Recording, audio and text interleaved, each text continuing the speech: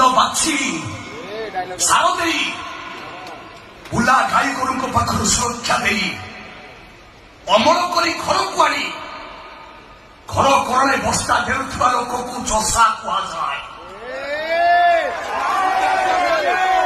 ଆଉ ଯୋଉ ଲୋକ ବିଲରେ ବିହନ ଫୋପାଡ଼ି ଦେଇ ଆସେ ତାକୁ ଚଷା କୁହାଯାଏନି ବାବୁ, ତାକୁ ମଜୁରିଆ କୁହାଯାଏ।